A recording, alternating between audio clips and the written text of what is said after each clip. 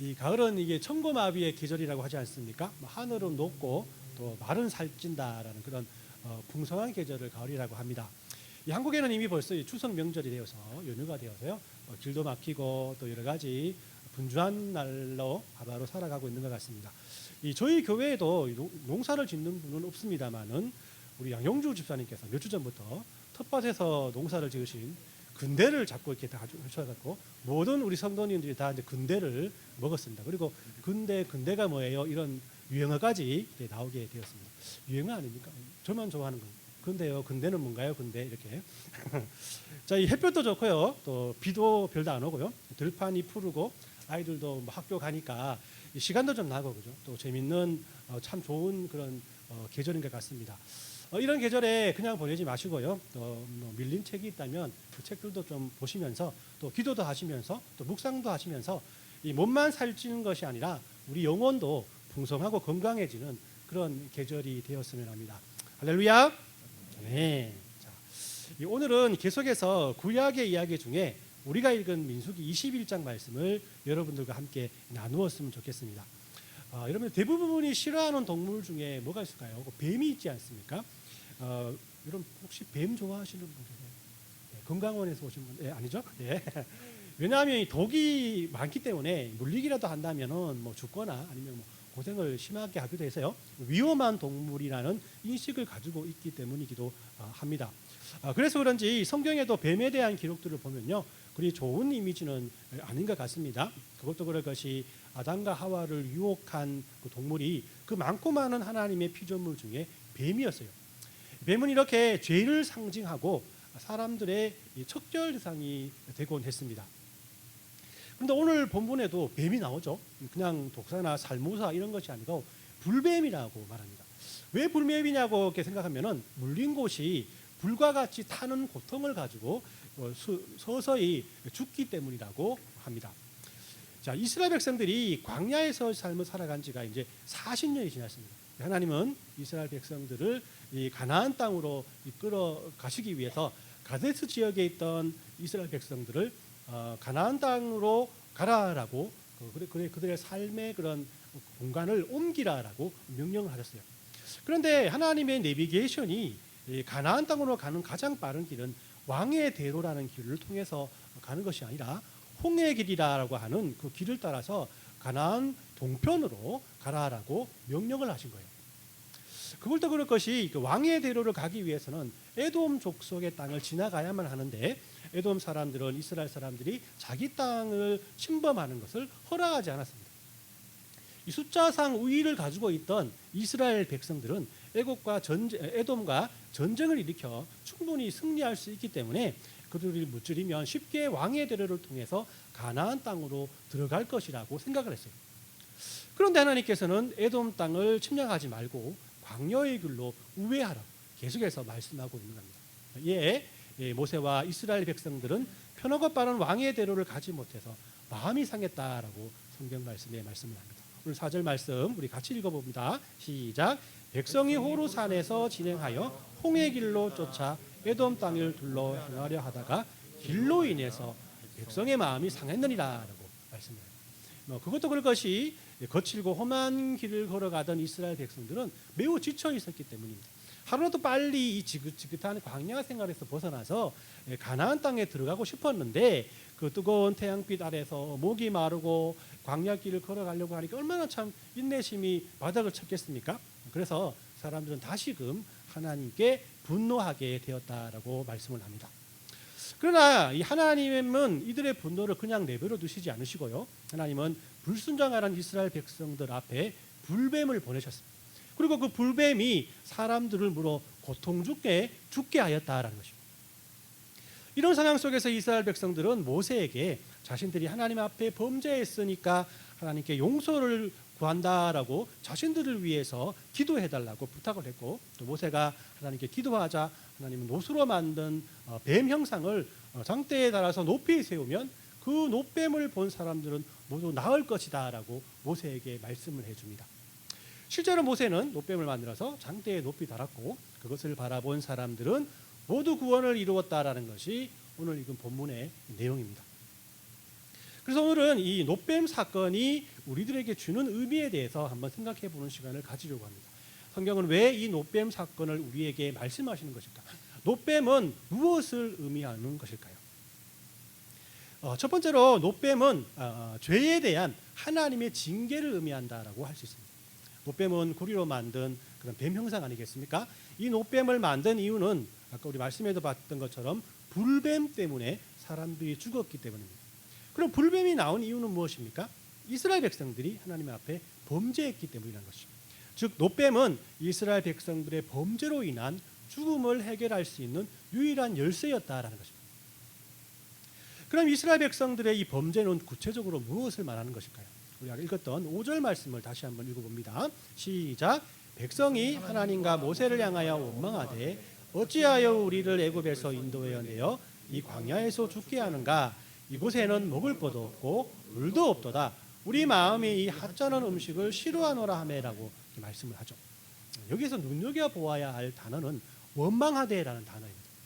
그럼 어떤 것을 그들이 원망하고 있습니까? 뒤에 나오겠지만 광야에서 먹을 것도 없고 물도 없었다라고 해요.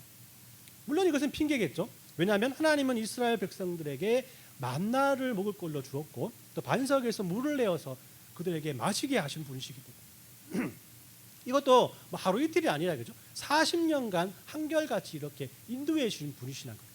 그러나 사람들은 매일 먹었던 만나는 이제 하찮은 음식이라고 업신여기면서 그것을 주신 하나님을 원망하고 있다는 거예요. 5절에서 눈여겨보아야 할 또 다른 문구는요. 어찌하여 광야에서 죽게 하는가라는 그런 말입니다. 이 말은 하나님께서 자신들을 광야에서 죽이려고 일부러 애굽에서 자신들을 끌어냈다라고 말하고 있는 겁니다. 이 하나님에 대한 원망과 배신감은 어떤 면에서 하나님 앞에서는 범죄일 수밖에 없다라는 것이죠. 이 불뱀 사건은 죄의 대가가 얼마나 큰지 우리에게 가르쳐주고 있습니다. 이스라엘 백성들은 자신의 죄가 곧바로 사망에 이르게 된다라는 사실을 불뱀에 물려 고통받는 가족이나 이웃을 보면서 뼈저리게 배우게 되었습니다. 이번에도 하나님은 간절한 모세의 중보를 통해서 노뱀을 만들어 장대 위에 높이 달라고 모세에게 명령을 합니다. 그리고 높이 달린 뱀의 형상을 쳐다보면 독에 물린 사람들이 죽지 않고 살아날 것이다 라고 말씀을 하죠. 9절 말씀에 보면 모세가 노뱀을 만들어 장대 위에 다니 뱀에게 물린 자가 노뱀을 쳐다본 즉 모두 살더라라고 말씀을 합니다. 자, 여기서 우리 쳐다본다라는 이 단어를 살펴보면요. 이 단어가 무심코 보다, 힐끗 바라보다 그런 뜻으로 쓰인 단어가 아니라 무엇인가 집중하여 바라보는 것, 무엇인가 시선을 고정하여 바라보는 것, 간절한 마음으로 또 정성을 다해서 바라보는 그런 뜻을 가지고 있다는 거예요. 즉 이스라엘 백성들이 나음을 입으려면 생각을 집중하고 마음을 모아서 간절한 마음으로 노뱀을 쳐다봐야 했다라는 거죠. 모세가 기도하러 장막에 들어갔다가 나오면서 하나님께서 그에게 준 응답이 바로 무엇입니까? 바로 노뱀을 바라봐라. 그러면 나을 것이다라는 그런 하나님의 명령이었습니다. 근데 이 명령이 간단한 처방같이 보이지만 그렇지 않지 않습니까? 아파 죽겠는데 이래라 저래라라고 이렇게 옆에서 계속 말을 하면 더 짜증 나는 것이 우리의 마음 아니겠어요? 저걸 보라고 한다면 보라고 그냥 헐깃 보는 것이 아니고 거기에 또 간절한 마음을 담아 봐야 하기 때문에 이처럼 어려운 일이 없었을 것입니다. 그래서 노뱀을 바라보는 데는 두 가지가 분명히 필요합니다. 먼저는 간절함이고요. 두 번째는 믿음입니다. 간절한 마음을 가진 사람은 아픔을 무릅쓰고 이 장대 위를 바라볼 수밖에 없을 것입니다. 그 간절한 마음만 있어도 안 되죠. 바라보면 낫는다는 믿음을 가지고 또 바라봐야 할 것입니다. 간절함과 믿음이 곧 쳐다본다라는 단어에 담겨진 우리들의 마음이었다라는 것입니다. 하나님께서는 우리들이 그저 무심하게 하나님을 바라보는 것을 이렇게 원하지 않으십니다. 흙깃 하나님의 이름을 부르는 것을 바라지 않습니다. 왜냐하면 거기에는 능력이 없기 때문에. 여러분들에게 무언가 이 간절함이 있습니까? 하나님을 의지하면 분명히 능력이 나타날 것이라는 굳건한 믿음이 있습니까? 이런 마음으로 여러분 하나님을 한번 바라보십시오. 분명 이스라엘 백성들이 노뱀을 바라보면서 힐링하고 노뱀을 바라보면서 치유받았던 그 능력을 여러분들 역시 체험하게 될 것입니다. 두 번째로 노뱀은 예수님의 구원을 의미한다라고 말씀을 합니다. 이스라엘 백성들의 믿음 없음과 믿음의 없음에서 나온 그들의 원망과 그 원망에서 나온 하나님의 징계는 노뱀을 통해서 다시 한번 회복되게 됩니다. 이렇게 볼 때 노뱀은 하나님을 신뢰하지 않고 순종하지 않는 모든 죄의 해결책이 되는 것이죠. 그렇다면 노뱀은 영적으로 봤을 때 구원을 의미하고 그 구원이 곧 예수님이 된다라는 것입니다. 이런 훗날 예수님께서 요한복음 3장에서 이 말씀을 그대로 인용하면서 확인하게 되죠. 요한복음 3장 14, 15절 말씀을 우리 같이 읽어보겠습니다. 시작. 모세가 광야에서 뱀을 든 것 같이 믿는 자도 되어야 하니 이는 그를 믿는 자마다 영생을 얻게 하려 하심이니라. 어느 날 그 유대인의 지도자였고 바리새인이었던 니고데모라는 사람이 예수님을 찾아와서 은밀히 찾아와서 그에게 말을 걸게 됩니다. 예수님은 그에게 영원한 생명에 대해서 말씀을 하시죠. 예수님은 영생에 대해서 설명하시면서 오늘 본문인 민수기 21장을 그대로 인용하셨습니다.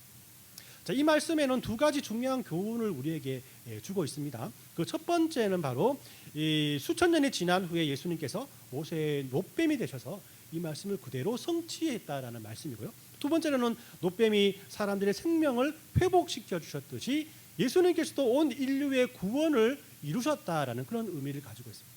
즉 모세가 사람들이 볼 수 있도록 노뱀을 장대에 높이 달아서 그를 쳐다보는 모든 사람들에게 치료법을 제공해 준 것처럼 예수님은 그보다 훨씬 더 광범위한 치유의 역사를 위해서 나무의 십자가에 달리심으로 우리의 모든 죄를 사하시고 구원을 이루셨다라는 것입니다. 노뱀은 이렇게 예수님의 구원으로 분명히 이어집니다. 하나님께 죄를 지음으로 불뱀에 물려서 멸망의 길을 갈 수밖에 없던 사람들이 이 장대에 높이 달린 노뱀을 범으로 구원을 이룰 수 있었듯이 우리는 모두 예수님을 바라봄으로 구원받는 존재가 되었다라는 것이죠. 마지막 세 번째로 노뱀은 우리가 전해야 할 복음을 의미합니다. 여기서 말씀드리는 노뱀을 말씀드리는 것은 노뱀을 만들어 전한다는 단순한 그런 의미가 아니라 노뱀의 의미가 우리에게는 복음이요. 우리는 이 복음을 전하는 사람이 되어야 한다라는 것이죠.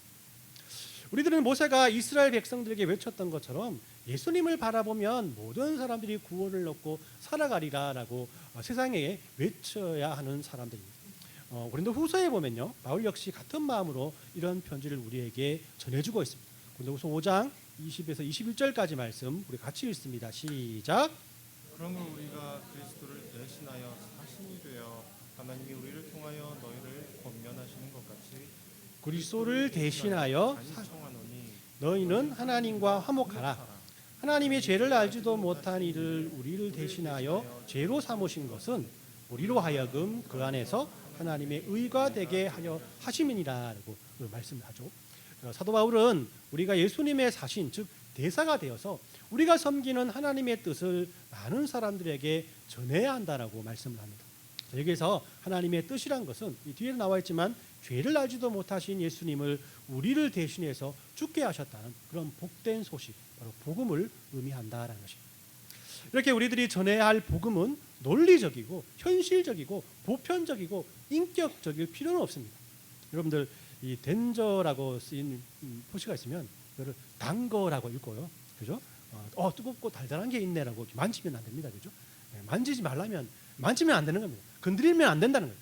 또 서라고 하면 서고 가라고 하면 가야 하는 것입니다. 이렇게 경고판은 즉 너무나 질서적이고 복음은 바로 이 경고판과 같다라는 것이죠. 노뱀을 쳐다보라는 겁니다. 예수님을 믿으라는 겁니다. 예수님을 바라보라는 겁니다. 그러면 구원을 이룰 것이고 너희에게 새로운 삶이 나타날 것이다, 열릴 것이라고 우리에게 말씀하고 있다.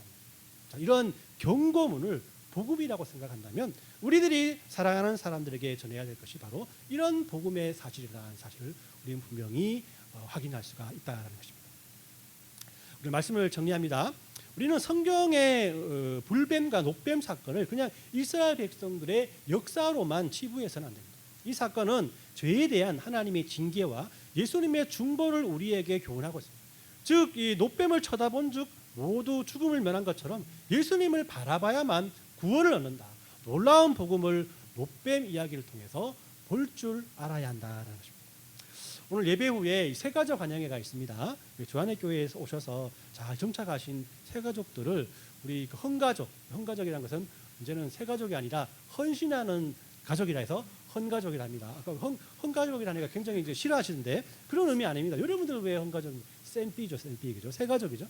그런데 우리 헌신을 하며 살아가야 되니까 헌가족이라는 거죠. 그래서 우리 헌가족들이 새가족들을 축하하는데 무엇을 축하하겠습니까, 여러분?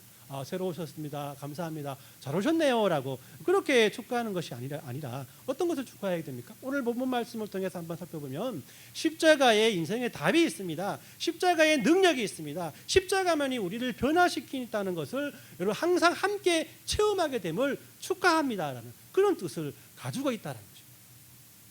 이것이 구원받은 그리스도인들이 가족과 친구와 직장과 이웃에게 전해야 할 그런 믿음의 고백입니다. 이런 하나님의 은혜가 새가족 환영에 동참하는 저와 여러분들의 삶 가운데 그리고 우리 조한의 교회 새가족분들에게 넘쳐나는 그런 믿음의 한 주간이 되었습니다. 이런 은혜와 이런 사랑으로 말미암아 여러분들의 삶 속에 하나님의 은혜가 넘쳐나시길 예수님의 이름으로 축원합니다. 아멘.